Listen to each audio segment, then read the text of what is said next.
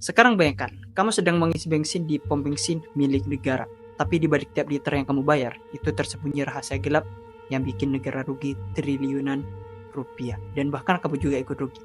Di balik skema rapat rahasia dan manipulasi impor minyak, ternyata ada lagi kejanggalan yang lebih mengejutkan lagi.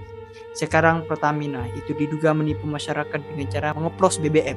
Mereka membeli minyak mentah murah, lalu melalui blending ilegal mengubahnya menjadi bensin yang berkualitas tinggi. Tapi cuma sampel doang ya. Hasilnya, masyarakat itu harus menanggung harga mahal untuk bensin yang kualitasnya dipalsukan. Yuk kita bongkar skema licik ini yang membuat kita semua berbayar mahal. Jadi baru-baru ini ya, Kejaksaan Agung Republik Indonesia itu mengungkapkan skandal korupsi dalam tata kelola minyak mentah dan produksi kilang di PT Pertamina Persero yang terjadi dari mulai tahun 2018 hingga 2023. Bayangin, 5 tahun korupsinya. Yang mana angka kerugian negara yang diungkap itu sangat mencengangkan, yakni mencapai 193,7 triliun. Ingat ya, ini itu hanya dalam 2023 saja, belum sebelum-sebelumnya. Dan bahkan korupsi ini itu diposisikan menjadi liga korupsi kedua di Indonesia. Nomor satunya kemarin PT Timah yang 300 triliun. Tapi sebenarnya ini tuh cuma 1 tahun aja ya. 193 ini itu cuma 1 tahun aja. Coba jika misalkan kita kalikan 5 tahun deh. Katakanlah 193 ini kita bulatkan 200 kali 5 tahun. Ini bisa saja mencapai 1 kuadriliun atau 1000 triliun, bayangin. Tapi ini bukan masalah uang lagi ya. Kasus ini itu lebih daripada itu. Ini menunjukkan bahwasanya sektor energi yang seharusnya menjadi tulang punggung ekonomi Indonesia ini justru menjadi lahan subur bagi praktek korupsi, sehingga membuat masyarakat itu tidak percaya lagi kepada BUMN, badan usaha milik negara. Jadi sebenarnya ya, kalau kita bicara mekanisme ya, sebenarnya gini, ketika kita punya minyak mentah lokal ya, prioritasnya adalah dipakai untuk mengoperasikan kilang dalam negeri seharusnya. Tapi para pelaku di balik layar ini memiliki punya rencana lain. Mereka itu dengan sengaja mengatur rapat optimasi hilir, yang mana rapat ini itu buat ngatur strategi produksi di kilang. Tapi bukannya mengebahas peningkatan produksi dalam negeri. Mereka ini malah membuat kondisi kilang jadi kelihatan gak siap memproduksi kilang dengan jumlah yang ditentukan, atau disebut dengan readiness-nya turun. Intinya, mereka ini sengaja untuk mematikan potensi produksi lokal supaya pasokan minyak mentah dalam negeri ini kesannya itu terbatas, padahal enggak. Nah, karena pasokan lokal ini jadi berkurang ya, Pertamina ini pun mau tidak mau mereka tuh harus impor minyak mentah dan jumlah yang jauh lebih besar. Kenapa? Karena kebutuhan kilang kita harus tetap terpenuhi. Walaupun seharusnya minyak lokal yang dipakai dulu. Dengan begitu, kondisi impor ini menjadi jalan keluar buat membutuhi kekosongan pasokan minyak kita. Di momen inilah, para pelaku dapat mengatur proses tender atau negosiasi impor yang terjadi, hingga mendapatkan kontrak dengan margin keuntungan yang lebih tinggi dengan harga sebelumnya. Jadi misalkan harganya segini, yang dimarkup atau yang dianggarkan kepada negara itu lebih daripada itu. Bahkan marginnya itu mencapai 13 hingga 15%. Bayangin, di samping mereka mendapatkan penghasilan dari margin ini, mereka itu nanti menerima komisi dan suap. Manipulasi ini itu kan membuka peluang bagi para pelaku untuk menerima komisi atau suap dari pihak-pihak yang terlibat dalam proses tender atau kontrak impor ini. Uang tambahan ini yang berasal dari transaksi-transaksi ilegal itu memperbesar keuntungan mereka di luar selisih harga minyaknya. Setelah ini selesai, gak berhenti di sana. Mereka itu memanipulasi berlanjut ke tahap selanjutnya, yaitu soal kualitas dan harga minyak itu sendiri. Para eksekutif di Pertamina ini membeli minyak dengan kualitas yang lebih rendah. Contohnya, minyak dengan RON 90 yang harganya lebih murah. Tapi di tempat penyimpanan atau depo, minyak ini itu di blending alias dicampur sedemikian rupa, sehingga secara administrasi dan pencatatan ini malah dicatat sebagai minyak dengan RON 92 atau Pertamax yang harganya ini jauh lebih mahal. Jadi secara sederhana, mereka itu membeli minyak murah tapi menyajikannya sebagai minyak premium. Dan selisih harga inilah yang jadi keuntungan ilegal bagi mereka. Bayangin, di mulai tahun 2018 ada berapa ribu liter per harinya bensin itu terjual. Dan yang bikin saya gerget, setelah ada tuduhan dari pihak Kejagung kemarin, pihak Pertamina ini masih membantah dengan adanya oplosan ini. Ini saya greget mendengar ini. Padahal ya, di samping ada tuduhan dari Kejagung ini kan ada banyak kejadian yang mendukung dari tuduhan itu. Seperti banyak di masyarakat, itu banyak yang mesin kendaraannya itu rusak. Ya, bisa saja dengan adanya ini. Belum lagi yang boros. Artinya gak masuk akal. Kalau pertama itu boros gak masuk akal. Jadi ini sudah jelas-jelas. Kalau tuduhan Kejagung ini sudah benar terjadi, itu sudah jelas. Akibatnya ya, dengan adanya hal ini, negara itu mau tidak mau harus menanggung kerugian besar karena harus membeli minyak dengan harga tinggi melalui impor.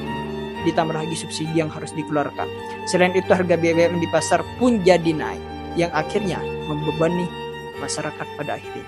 Jadi manipulasi ini bukan cuma soal angka-angka di atas kertas, tapi ini berdampak langsung pada perekonomian dan kesejahteraan rakyat.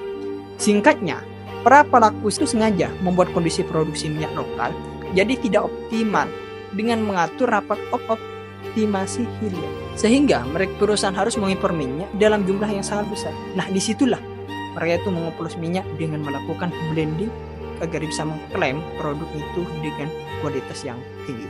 Padahal kenyataannya gak begitu. Praktik seperti ini jelas sangat merugikan negara dan menciptakan ketidakpercayaan publik terhadap pengolahan sektor energi ini.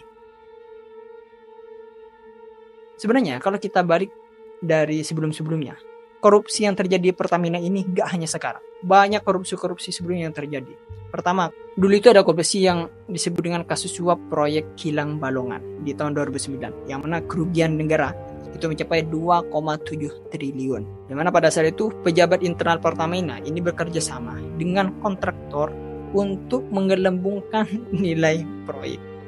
Nah, di situ pun ada indikasi suap dalam penunjukan kontraktor proyek itu. Bayangin, 2,7 triliun. Ada lagi kasus LNG dan Karen Agustiawan pada tahun 2011 hingga 2014. Kerugian yang ditanggung negara ini itu mencapai 1,7 triliun. Bayangin. Yang mana dalam kasus ini modusnya itu Karen itu menandatangani kontrak pembelian liquefied natural gas LNG dari perusahaan Amerika Serikat tanpa ada kajian pasar yang mendalam. Nah, akhirnya LNG yang dibeli itu tidak laku di pasar, yang menyebabkan kerugian negara hingga 1,7 triliun. Ada kasus juga markup pengadaan kapal tanker kemarin di tahun 2015, yang mana kerugian yang didapat oleh negara ini mencapai 500 miliar rupiah. Yang mana modusnya dulu itu Pertamina itu kan membeli kapal tanker dengan harga jauh lebih di atas harga pasar. Dengan adanya margin seperti ini, ada dugaan keterlibatan pejabat tinggi dalam penggelembungan anggaran kapal tanker. Kemudian di tahun 2018-nya itu ada kasus korupsi pengadaan asuransi pegawai Pertamina. Kerugian yang ditanggung negara itu mencapai 1,5 triliun. Yang mana modusnya itu dulu dana asuransi pegawai itu digunakan untuk investasi berisiko tinggi tanpa kajian mendalam pada saat itu. Nah, dengan adanya hal ini ada dugaan penyalahgunaan dana dari oknum di dalam perusahaan asuransi tersebut. Belum lagi kasus yang terjadi tahun 2012 hingga 2019. Bayangin, 2013, 2014, 2015, 2016, 17, 19, 6 tahun loh korupsinya. Yang mana modusnya itu pada saat itu pembelian minyak mentah dilakukan dengan harga lebih tinggi daripada harga pasar. Ini hampir sama dengan yang ini. Di situ itu ada dugaan keterlibatan jaringan mafia ringkes yang mengatur harga dan distribusi minyak impor. Ini hampir sama dengan kasus yang sekarang, hampir sama. Ketika kita melihat dari beberapa kasus ini, kenapa kok di Pertamina ini banyak kasus-kasus korupsi yang sangat besar sekali, bahkan sering sekali. Kenapa? Karena sebenarnya ketika saya analisa, ini itu ada celah dan ada penyebab yang menyebabkan korupsi yang terjadi di Pertamina ini sangat rawan sekali. Pertama, ini karena adanya rantai bisnis yang sangat kompleks, sehingga sulit untuk diawasi. Ketika kita lihat di industri minyak dan gas, ini kan adalah salah satu industri dengan rantai bisnis yang paling panjang dan sangat kompleks. Dari eksplorasinya, produksinya, pengolahannya, distribusinya, hingga penjualan BBM-nya ke masyarakat. Setiap tahap ini melibatkan dana triliunan rupiah dan kontrak bisnis ini itu bernilai sangat besar sekali. Dengan rantai bisnis panjang ini, pengawasan itu menjadi sangat sulit. Ketika ada celah dalam sistem pengawasan ini, nah disitulah peluang korupsi itu muncul. Kayak kemarin yang dalam proyek pembangunan kilang, yang mana ini kan terjadi markup harga yang berujung pada suap dalam penunjukan kontraktor, ini tidak ada pengawasan sama sekali. Belum lagi dalam impor minyak mentah yang kemarin, yang pada saat itu banyak mafia migas itu bisa bermain dengan menaikkan harga pembelian dari luar negeri karena tidak ada pengawasan. Belum lagi dalam pengadaan kapal tanker kemarin. Itu kan seandainya ada pengawasan yang ketat, kejadian seperti ini menurut saya ini sulit sekali untuk terjadi. Ya meskipun mungkin terjadi tapi sulit lah. Karena pengawasan yang lemah. Ini membuat praktik-praktik seperti ini terus berlangsung tanpa terdeteksi dalam waktu lama. Meskipun sudah banyak kasus korupsi yang terbongkar, Pertamina ini tetap aja terjerat skandal baru dikarenakan pengawasan yang lemah dan hukum yang tidak tegas. Kita lihat aja fakta di lapangan. Pengawasan internal Pertamina ini yang seringkali tidak efektif, terutama jika tekanan datang dari petinggi-petinggi yang memiliki kekuatan politik di belakangnya. Belum lagi audit eksternal dari lembaga seperti BPK seringkali baru turun tangan setelah kerugian ini sudah terjadi. Sebelum-sebelumnya gak ada. Coba kalau kita lihat di sektor-sektor yang lain, seharusnya BPK atau KPK ini seringkali turun tangan untuk mengecek secara langsung mengenai operasionalnya di bidangnya. Dan yang lebih parah ya, penegakan hukum di Indonesia yang seringkali memberikan hukuman yang sangat ringan bagi pelaku korupsi besar. Kita sudah melihat banyak contoh di mana pejabat tinggi yang terlibat kasus korupsi ini bisa mendapatkan hukuman yang ringan. Bahkan bebas lebih cepat dengan berbagai cara. Karena tidak ada efek jerah sama sekali. Korupsi ini akan terus terjadi karena risikonya tidak sebanding dengan keuntungan yang bisa didapat. Ya kemarin aja yang tambang timah 300 triliun. Divonis awalnya itu cuma 6,5 tahun. Awalnya. Bayangin 300 triliun loh. Di penjara cuma 6,5 tahun. Tapi sekarang sudah kayaknya udah diubah ya dengan adanya serangan dari masyarakat, dengan adanya kritikan segala macam. Kayaknya diubah menjadi 20 tahun ya kayaknya. Ya kayaknya sekitar 20 tahun deh. Pokoknya sangat perlu nih pengawasan nih. Karena ini tuh bukan proyek kecil-kecilan. Kita bicara tentang proyek bernilai ratusan triliunan rupiah. Baik itu untuk pembangunan kilang, pengadaan kapal, atau investasi energi. Dengan uang sebanyak ini yang beredar, godaan untuk korupsi itu menjadi sangat tinggi sekali. Kalian aja yang nonton video ini, belum tentu ada duit dengan sebegitu banyaknya di depan kalian. Seandainya kalian ambil itu gak akan ketahuan. Kalian akan ambil gak? Akan ambil gak? Belum tentu juga. Saya pun belum tentu juga. Ketika ada melihat uang dengan sebanyak itu, jika misalkan saya ambil itu belum tentu diketahui. Tapi di sini saya bukan membenarkan korupsi itu ya. Enggak, saya enggak membenarkan. Tetap itu salah. Oke, kita kembali ke pembahasannya. Tidak hanya dari internal Pertamina yang korupsi ini, tetapi juga ini ada dari pihak luar yang ikut mengambil keuntungan seperti ini dengan cara korupsi. Seperti kontraktor, pejabat, hingga jaringan mafia migas. Semua ini melihat proyek-proyek seperti ini itu sebagai ladang uang yang bisa dimanipulasi oleh mereka. Ketika sudah sepakat dari pihak eksternal dengan internal, ini sangat sulit sekali untuk dibantah. Belum lagi dengan adanya pengawasan yang tidak ketat. Ketika uang yang dipertaruhkan ini begitu besar, sistem yang lemah, kurang transparansi, pengawasan yang tidak ketat, ini makin mudah disusupi oleh kepentingan gelap di belakangnya. Kata kasarnya, ketika ada uang yang luar biasa besar, maka intervensi politik dan kepentingan oligarki itu pasti ada di belakangnya. Itu pasti. Yang pada akhirnya banyak kebijakan itu yang tidak dibuat berdasarkan prinsip ekonomi dan efisiensi, tetapi karena ada tekanan politik dari pihak-pihak yang berkepentingan. Hal ini bisa dilihat kayak ketika penunjukan direksi dan komisaris yang seringkali berbasis kepentingan politik, bukan kompetisi. Belum lagi proyek-proyek besar yang diarahkan ke perusahaan tertentu yang punya hubungan erat dengan penguasa itu. Belum lagi keputusan bisnis yang lebih menguntungkan pihak tertentu daripada kepentingan negara dan rakyat. Jadi kesimpulannya ya ini kesimpulannya. Jadi saya bingung mau simpulkan gimana. Ya intinya kita tuh cuma bisa berharap aja ya, agar ini cepat dievaluasi oleh pemerintahan sekarang ya. Agar kejadian seperti ini itu tidak terulang lagi.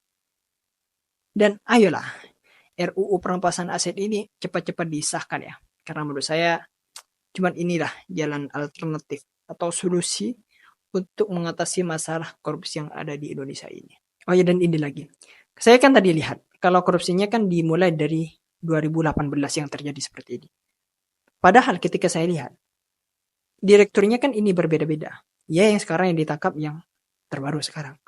Yang pada saat itu di tahun itu direkturnya kan ada. ada direkturnya. Kok gak dicek itu? Kayaknya harus dicek sih. Karena gak masuk akal. Direkturnya sekarang ditangkap, yang di tahun-tahun sebelumnya direkturnya kok gak ditangkap.